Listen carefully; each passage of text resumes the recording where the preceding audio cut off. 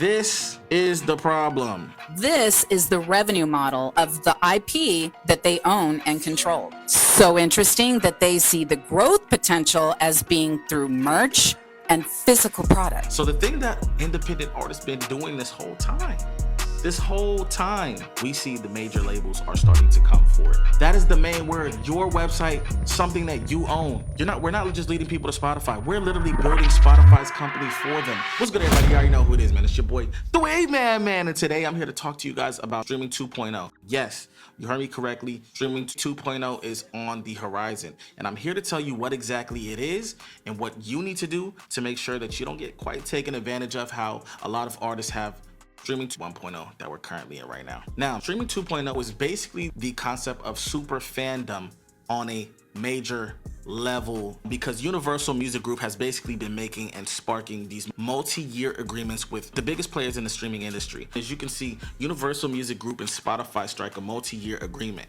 All right, now this music agreement is, as we can see right here, Streaming 2.0. Now, Lucian Grainge, if you don't know, he's probably the most powerful person in the music industry, which is the chairman, the CEO of Universal, and he's really on the prowl right now. I'm talking about he's making deals with not only Spotify, but towards the end of last year, he also inked the same deal with Amazon. So what do they want from Streaming 2.0? Now, Streaming 2.0 is basically the streaming subscriptions offering becoming segmented and more expensive options of the music superfan. So we're in the age of content now, but the exclusive content, the content that fans are more willing to pay for, that's what they're coming after now, right? So the thing that independent artists been doing this whole time, we see the major labels are starting to come forward. So we got to be smart about this and understand what's going on right now in Streaming 1.0. Seeing that per stream pay is nothing to boast about. It's nothing to jump around with jolly about. So with them coming for what's kind of left for the independent artist, which is basically having that super fan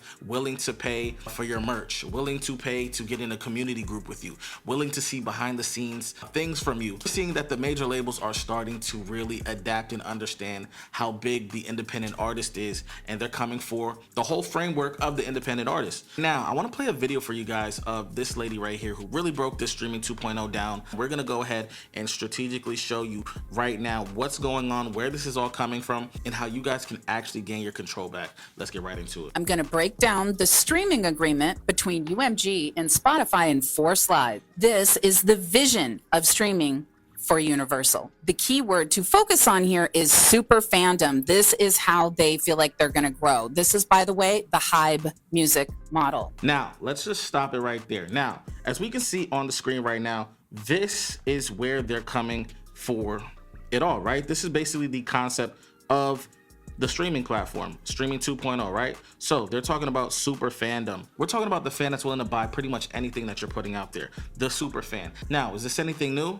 Well, no, this is actually a concept that's been happening for a long time now, right? It's dating back all the way to the 60s when the Beatles were even top of like everything there was in music, right? So as you can see right here, there was a thing called fan mail. Fan mail is basically what it sounds like. It's when fans would send mail to their favorite artists, and literally the artist would be writing back, showing you that engagement and fan building is super huge and always was in the music industry, dating back to the 60s before the internet. Now, the thing that was a little bit different from the 60s and today, of course, there's gonna be differences, but the main difference was it was direct, okay? It was direct communication with their fans. It was direct to their fans. There was no algorithm in between it. Now, let's go look at what it looks like today with some successful musicians in the music industry who have found some success independently, which is basically what Music 2.0 is coming to.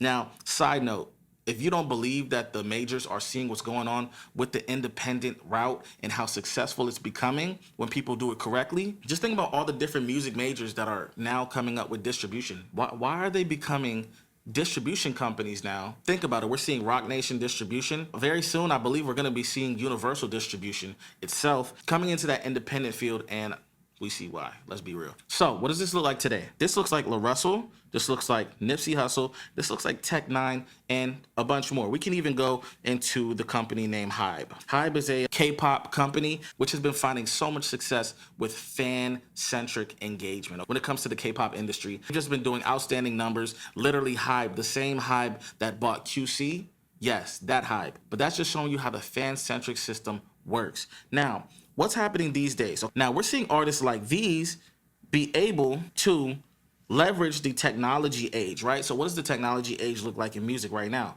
right? We have social media, streaming, memberships, merch, live experiences, and direct sales. So we have artists like Nipsey Hussle with the $100 mixtape, right? We also see Nipsey do the proud to pay model, which has literally inspired LaRussell to do the pay what you want type of model. Now, what's the key thing that these independent artists are doing that's making them successful inside the streaming 1.0 stage? They're already ahead of the curve, especially Nipsey Hussle. Been ahead of the curve. But Nipsey Hussle spawned artists like these to be able to some of these things. Now let's keep it going. Give the fans the music when they actually want it. Stop begging people to pre-save your music. Instant gratification. Just give your music away for free. Well, sorta. I'll show you how we're gonna make this one work out for you though. First, you're gonna drop a piece of content that showcases your music and say, hey, my song's coming out November 5th, but if you wanna hear it now, go ahead and drop a fire emoji and I'll send it to you before the song comes out. Now, when those fans actually come across this piece of content and they start dropping all those fire emojis, not only is that gonna boost the engagement and show Instagram that people like this piece of content, sharing it with a whole bunch of other people, but in the background, you're gonna have an auto message responding to each and every one of those people that drop a fire emoji, and then send them to a page that collects their phone number and then instantly send them a text of a private link of that song. So now you just boosted the IG algorithm and you collected the contact of a fan. And I know this might sound a little bit complicated, but you can do this super easy all through a platform called Upstream. But now after you've done that and collected hundreds of contacts, on drop day, you can remove the temporary link and send them the actual stream link and ask them to save it, which is gonna boost you in the algorithm of Spotify as well. And now they can actually listen to it on streaming platforms, which should boost your Spotify as well. And if you ask me, this sounds a lot better than just asking somebody to pre-save your music. Now let's get back to the breakdown here. In early 2024, Sir Lucian did an entire keynote that super fandom was going to be how they expand their business. Universal also offered some statistics that paid subscription has not reached its peak. It has in the US. We've been flat at 84% for 3 years, but this is a global business. 1 billion subscribers by 2028. And pause to read this. This is the revenue model of the IP that they own and control. So interesting that they see the growth potential as being through merch and physical product. So let's break it down. If we're looking at this graph right here, this is what the UMG revenue is. And as we can see, the majority of their revenue came from paid subscriptions. Now, that was pretty much, this looks like about 45% or so. Basically, half of their revenue came from paid subscriptions. But as she said, they've been capped for probably the last 3 years. Basically, still being capped in the USA. They have been looking forward to see all the different revenue streams. Out of all the revenue streams, where do they see the most potential? And they came to say that it was actually in the super fan business, okay? Now, like I said, plenty of independent artists are already thriving in this model, and you can too if you understand what's going on and how you can implement this infrastructure into your business. So let's talk about it. So when we're talking about super fans, we have to understand that gaining a fan or gaining a person who's gonna buy something from you, you have to understand that you have to send them through a funnel. Now, a lot of artists just simply aren't thinking about this, but you have to think like this if you want to be successful, because you don't have to be the biggest artist to make money and live off of your music. You just have to have the correct infrastructure and understand the inner workings as a whole and have a system around it. So let's talk about it. So what does a fan funnel look like? Pretty much a fan funnel is kind of just like the same way that a funnel looks when a water funnel, right? So we have a fan funnel. This is a terrible drawing, but listen, I'm making it happen, you heard? So this is pretty much a fan funnel. So let's just say this is where people are starting to come in, and this is where we want them to come out to a show.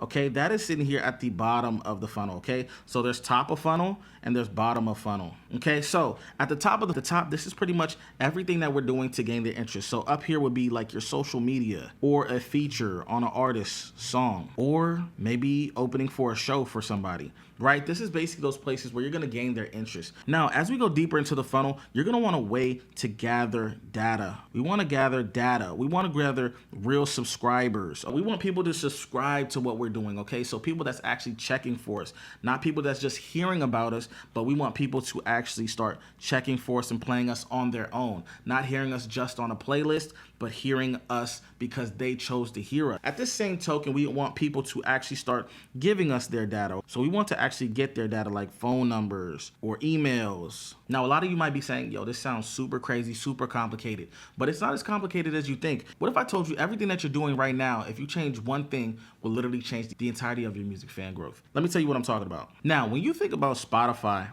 now, when you're releasing a song, what's the first marketing that you think about doing when you're gonna release a song? I'm gonna read your mind. The first thing that you're thinking about is a Spotify pre-save. If I read your mind correctly, comment down in the description. Wave man, you did that, you did. So Spotify pre-save, okay? The Spotify pre-save, okay? Now, first of all, this is very, I don't wanna say I hate this, but artists solely using the Spotify pre-save, I understand, because maybe you know you don't know what you don't know. But the Spotify pre-save is such an old tactic. I think that when people are actually even hearing about a Spotify, it's kind of a turnoff for some people, right? Because they've heard it so much. We need innovation at this point. But nonetheless, the Spotify pre-save. So let's think about what a Spotify pre-save journey looks like. So basically, it's a landing page that they say is yours with your song on there, and it has a pre-save button. Now, once they save that song, where does it take them? It takes them to Spotify.com, right? The website, Spotify.com. And what does it ask them for on that page? It tells them to sign in, okay? So you just did all this promotion work, right, to send them to a landing page, to then send them to Spotify, okay? And they say, listen, before you can pre-save that song, go ahead and give me some of that info, right? So Spotify goes and takes their name. And when I say info, because they're making them log in. That's what they're making them do. They're making them log in. So they want their name, email, and some, because they're tracking every single thing that you're doing inside of the platform. In turn, what do you get for getting somebody to pre-save your song? All you're gonna be seeing is a bunch of ones and zeros. That's all you get. You don't get a name, email, phone number, anything at all, okay? Now that, in a nutshell, is the problem. This is the problem, because in any business, everybody knows that the data is the most essential part of a business, right? An email list. Companies sell email lists. That's how important and valuable it is, okay? An email list alone can have a company start up or have a company continue to thrive and stay alive, okay? And that's the one thing I find that artists are not doing, okay? So Spotify pre-save don't work anymore. Now, what artists should be doing is sending their music directly to their fans, allowing them to choose what streaming platform they want to stream your music off of, or if they want to buy music directly from you. How me and a couple of the artists that I work with set this up is by using a platform called Upstream, which is like a super revolutionary all-in-one marketing platform for artists specifically. Basically, how it works is pretty much almost the same as a pre-save, except for it's a one-pager and it pretty much collects the fan's contact, whether it be a phone number or email. But the magic really happens here. Everybody that was opting into that Upstream page that I just told you about will get your music sent to them straight through text automatically on drop day. It literally changed the game for us. First week engagement numbers went up tenfold, and now I can sell directly to the fans due to the flexibility of the platform. So it's a win-win for artists.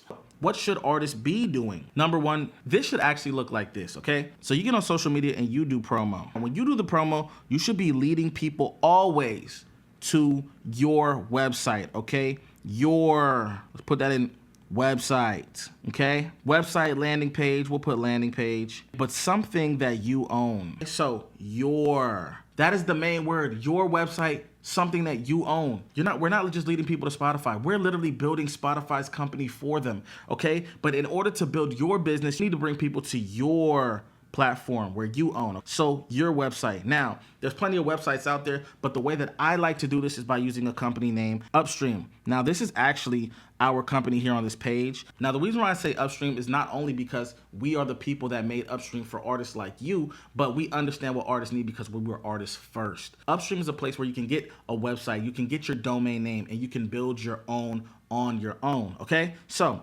Upstream, like I said, you're gonna need a website. So you're gonna need either a website or a landing page. Also, we like to call them the drop page. Now, basically what a drop page or your website page should look like is basically, it looks similar to a pre-save, but on this page, you're able to collect emails, phone numbers, locations, anything that you decide, it goes as far as your mind can reach, okay? So that's the first thing. So we're gonna need a website or, like I said, a drop page. The simplest and best way that I like to do it is the drop page. So once you go to that drop page, after they gave you their phone number, their email, and submit, So instead of actually doing a pre-save, we sent them to our drop page where we collected all of this information. What then happens from the drop page is automatically after, you can set it so that it does go to the Spotify pre-save. Okay, so in the same way that we just collected their phone number, now we're not missing the piece of where our business is starting to get the leverage, where we're starting to build a real fan base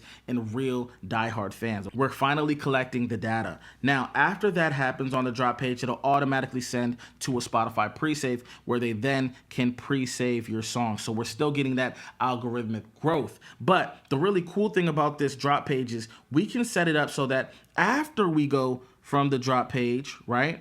Because they did just give us their SMS number or their email. So on drop day, they're automatically going to get an SMS text or email of the song dropping on the drop day. So this is going to make sure that the people that opted in and hear your song actually get to hear your song when it comes out. We found that this helps people tremendously on drop day and actually getting into the algorithm because they're actually reminded of the song dropping. All right, not relying on a playlist to see it in a new release radar type. No, they get it directly to their phone, a link saying, hey, go ahead and listen to my track. Okay, guys, now without going too deep into this, guys, this is basically kind of what I wanted to show you guys, how easy it is to start gaining your fan base and understand that you have been gaining a fan base this whole time, but you've been missing that one step of collecting the fan data. All right, so if you want to learn more about building your fan base out and building that infrastructure that you're going to need in the years to come as an independent artist, feel free to come on over to upstream.io, where we also have a community inside the platform where each week we're going through how to fully build out your systems, as well as learning how to mix and master and give you guys feedback on content marketing and just marketing as a whole inside of Upstream. We hope to see you guys there. But Stream 2.0 is coming, and you already know what time it is, guys. We're going to be informing you on everything that you guys need to know about the music industry and how you guys can get the most from it. You already know who it is, man. It's your boy, the way man, and we'll see you next time.